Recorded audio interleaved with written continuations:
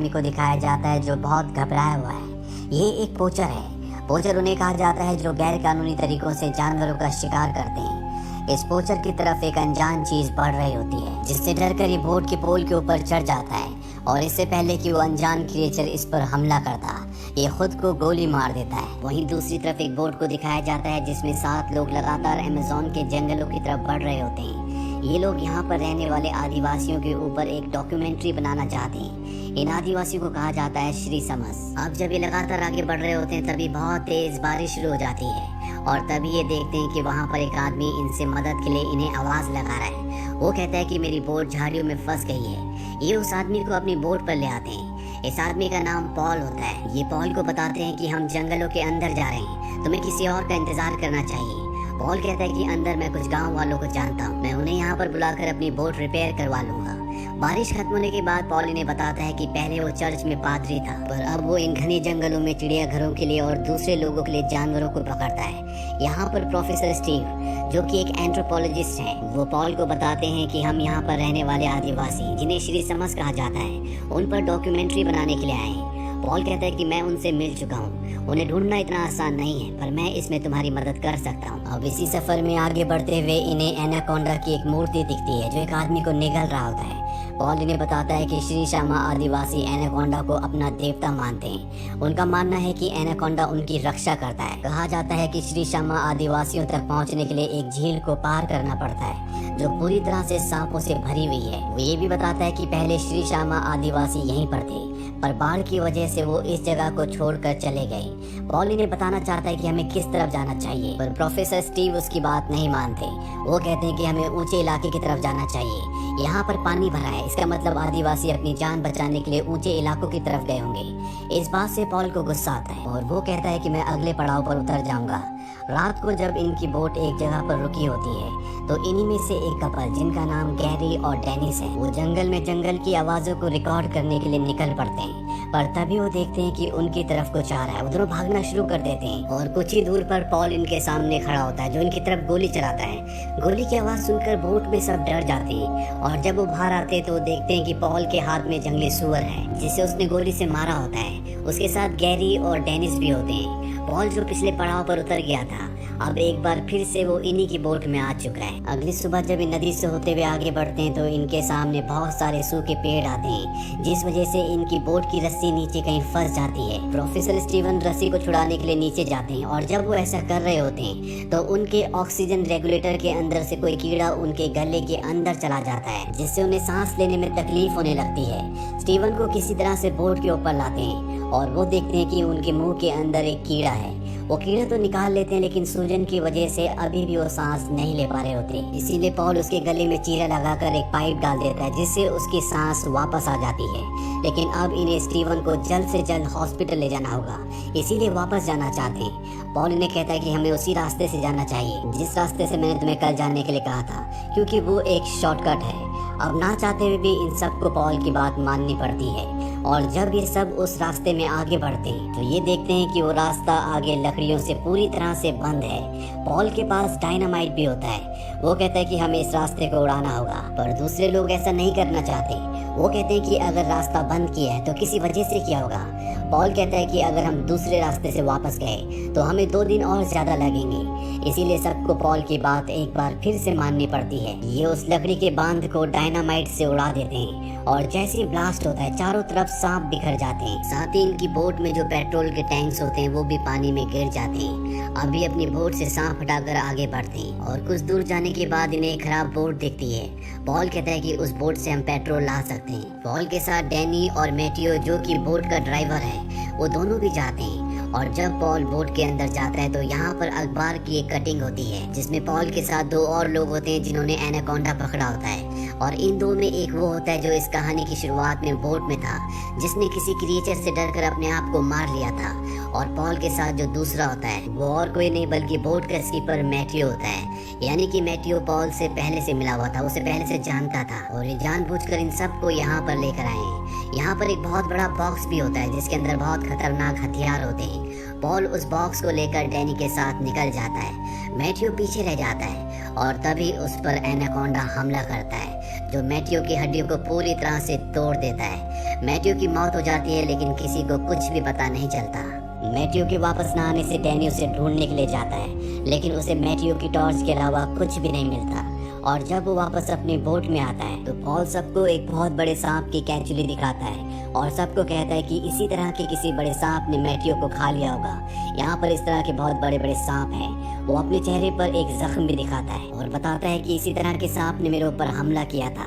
ये सांप इंसानों को बहुत बुरी तरह से मारते हैं। सबसे पहले ये उन्हें जकड़ लेते हैं और इसके बाद उनकी हड्डियां पूरी तरह से तोड़ देते हैं, जिससे इंसान की मृत्यु हो जाती है। हमें जल्द से जल्द यहाँ से निकल जाना चाहिए। अब इस पूरे प्रोजेक्ट की जो हेड होती है, जिसका नाम टेरी है, जो यहाँ पर डॉक्यूमेंट्री बनाने के लिए आई है, वो कहती है कि हम पूरी रात यहाँ पर इंतजार करेंगे और सुबह तक भी मैथ्यू नहीं आया तो हम यहाँ से आगे बढ़ जाएंगे। रात को जब सब सो जाते हैं तो पॉल गैरी को कहता है कि अगर हम उस एनाकोंडा को पकड़ लें तो हमें $1 मिलियन मिलेंगे, पर यह काम मैं अकेला नहीं कर सकता। अगली सुबह दिखाया जाता है कि मैथ्यू के ना आने पर ये यहाँ से आगे बढ़ जाते हैं और तभी पॉल एक बंदर का शिकार करता है और सबसे कहता है कि ये एनाकोंडा के लिए चारा है। ये देखकर टेरी को गुस्सा आता है। वो उसे कहती है कि मेरी बोट पर ये सब कुछ नहीं चलेगा, पर अब गैरी भी पैसों की लालच की वजह से पॉल के साथ मिल चुका होता है। वो सबको कहता है कि हमारा एक साथी जख्मी है, जिस काम के लिए, जिस डॉक्यूमेंट्री को बनाने के लिए हम यहाँ पर आए थे, अब हम वो नहीं बना सकते। क्यों ना हम पॉल की एनाकोंडा पकड़ने में मदद करें, ताकि जब वो एनाकोंडा पकड़े तो हम उसे रिकॉर्ड कर लें और इसके बदले वो हमें यहाँ से बाहर भी निकाल देगा, क्योंकि अब ये सब के सब अमेज़न के बीच जंगलों में फंस चुके हैं और पॉल के अलावा किसी को भी यहाँ से बाहर निकलने का रास्ता नहीं पता। ये बंदर को चारा बनाकर पानी में डाल देते हैं। रात को एनाकोंडा इनके कांटे में फंस जाता है और बहुत जल्दी वो अपने आप को छुड़ा लेता है। एनाकोंडा अब पूरी तरह से गुस्से में है, इसीलिए वो इनकी बोट पर आ जाता है और जब वो डेरी पर हमला करने वाला होता है तभी पॉल उसे बेहोशी का इंजेक्शन लगा देता है, लेकिन एनाकोंडा बेहोश नहीं होता। बोट में चारों तरफ भगदड़ होती है, जिस वजह से डेनिस पानी में गिर जाती है। उसका बॉयफ्रेंड गैरी उसे बचाने के लिए पानी में कूद जाता है। डेनिस तो वापस बोट पर आ जाती है, पर जब गैरी बोट पर आने वाला होता है कि एनाकोंडा उसे अपने फंदे में पूरी तरह से जकड़ लेता है। डेरी के पास गन होती है, वो गोली चलाने वाली होती है कि पॉल उसे मना कर देता है। वो कहता है कि मुझे ये जिंदा चाहिए और इसके बाद दिखाया जाता है कि एनाकोंडा गैरी को अपने फंदे में लपेटकर पानी में कूद जाता है, यानी कि अब गैरी की मृत्यु हो चुकी है। पॉल भी इन्हें अब अपना असली रूप दिखाता है। वो इन्हें गन पॉइंट पर लेकर कहता है कि अब इस बोट में वही होगा जो मैं चाहूँगा।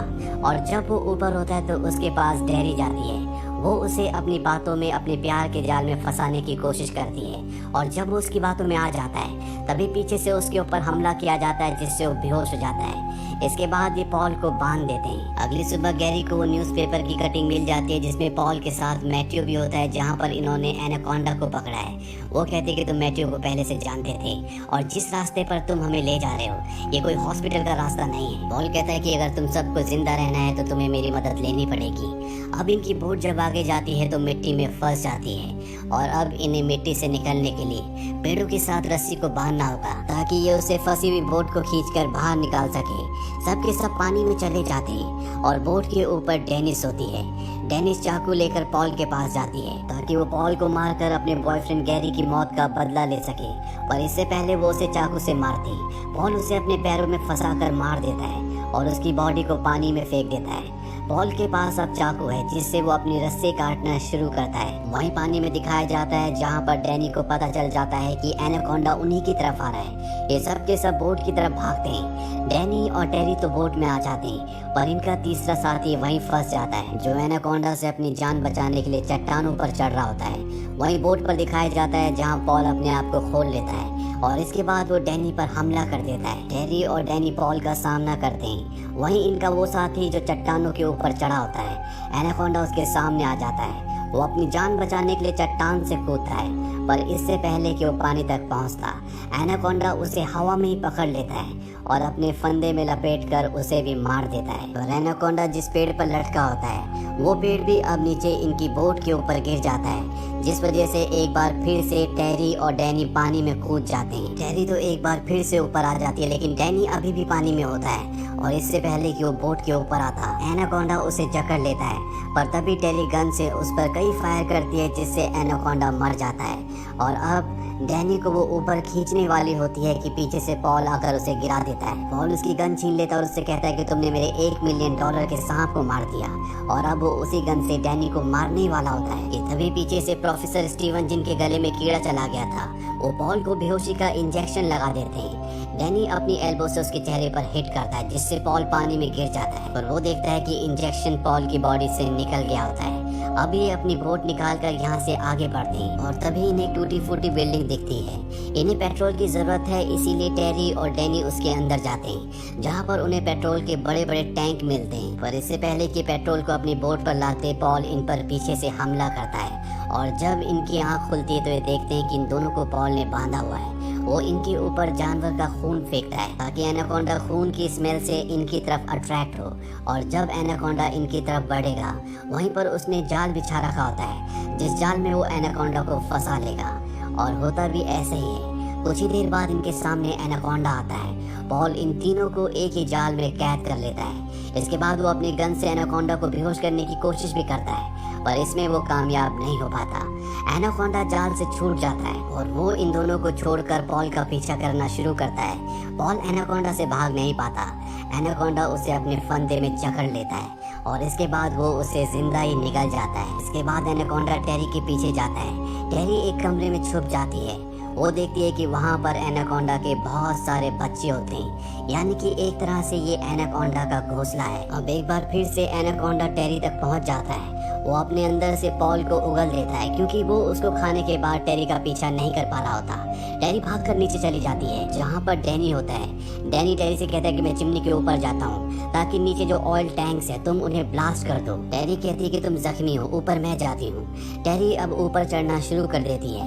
एनाकोंडा उसका पीछा करता है और तभी डैनी एक कुदाल से उसकी पूंछ पर हमला करता है जिससे वो वहीं पर अटक जाता है। इसके बाद वहाँ पर ऑयल के जितने भी ड्रम्स होते हैं वो सब के सब ड्रम्स को गिराकर उनमें आग लगा देता है। वहीं टेरी भी पानी में कूद जाती है और तभी चिमनी में एक ब्लास्ट होता है जिससे एनाकोंडा पूरी तरह से जलना शुरू हो जाता है। पर अभी भी वो पानी में टेरी का पीछा कर रहा होता है और इससे पहले कि वो टेरी तक पहुंचता डैनी उसे ऊपर खींच लेता है और अगले पल जलता हुआ एनाकोंडा पानी में समा जाता है। ये समझ जाते हैं कि उसकी मौत हो गई, लेकिन एनाकोंडा अभी भी जिंदा होता है। वो एक बार फिर से इनके ऊपर हमला करता है। डैनी अपनी कुल्हाड़ी से उसके सिर पर कई बार वार करता है जिससे उसकी मौत हो जाती है। और अब ये 3 बचे हैं, टेरी, डैनी और प्रोफेसर स्टीवन।